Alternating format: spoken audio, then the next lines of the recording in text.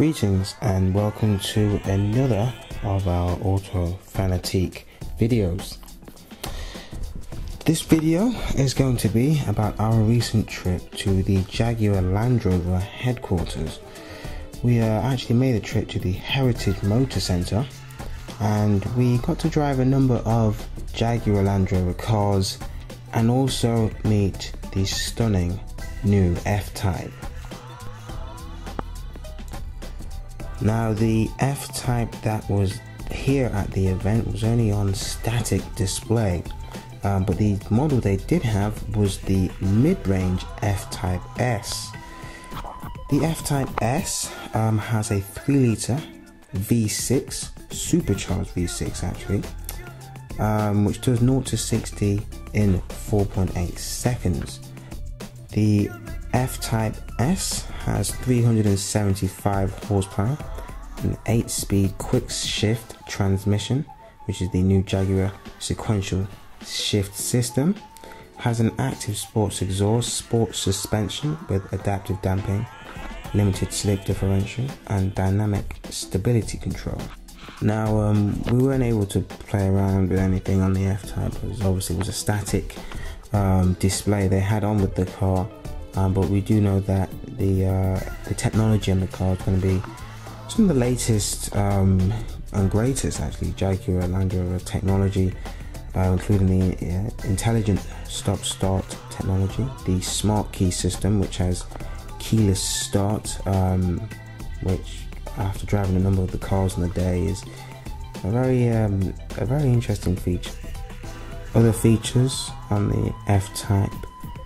It's interesting, there is an optional Meridian sound system which is actually a very good quality speaker system which doesn't come as standard on the F-Type S actually, which I was a little bit disappointed about considering the £66,000 price tag which is on the F-Type S. The Meridian sound system is a very good sound system and I would have liked to have seen it come as standard for that sort of price.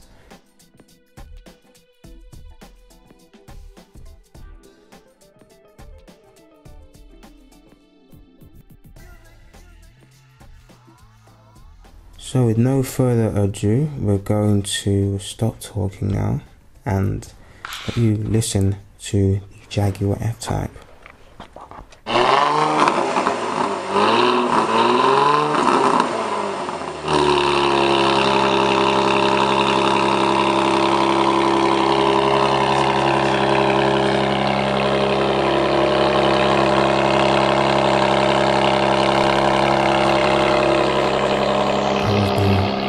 Beautiful noise of the F-Type S. Other things we got up to on the day, we drove a number of cars. We drove the Land Rover Discovery, the Range Rover Evoque, Range Rover Sport, and 2 Jaguar XF, the 2.2 diesel and the new 3-litre supercharged V6.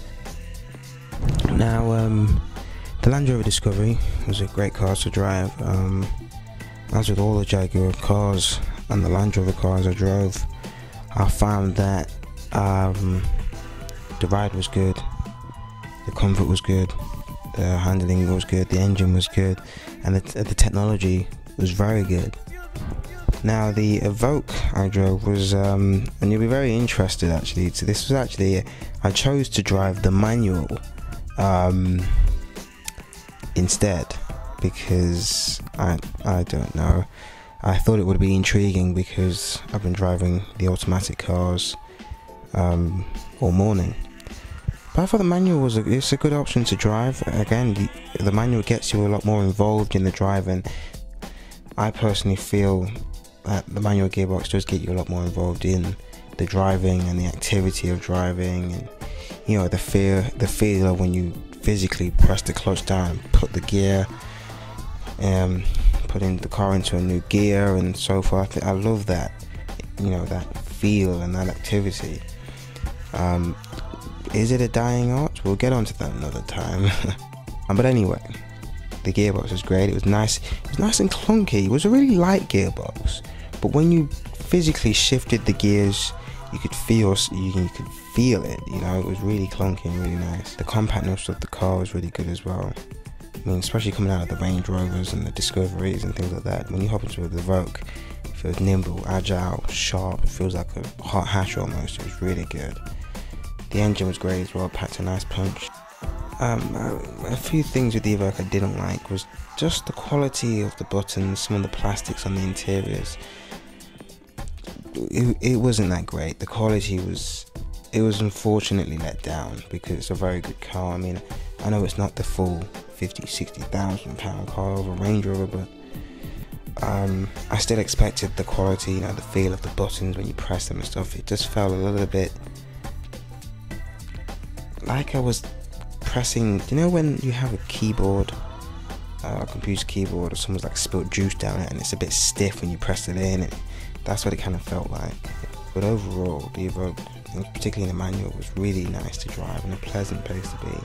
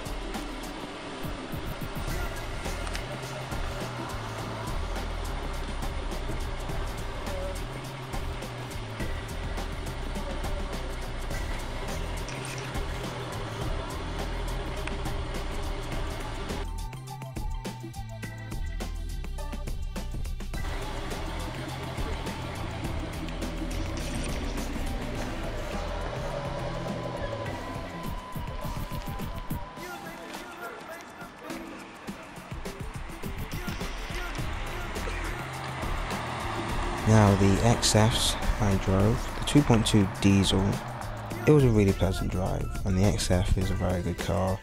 The new variations in the engine and body style with the car have also continued to make the XF grow into one of the best saloons out there.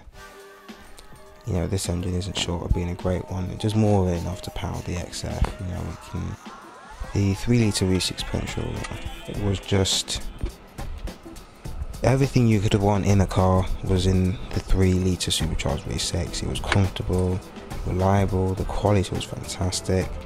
And obviously the efficiency is better, being a smaller engine than a V8, and the performance was brilliant, you know. The engine packs a really good punch. I had great fun with it.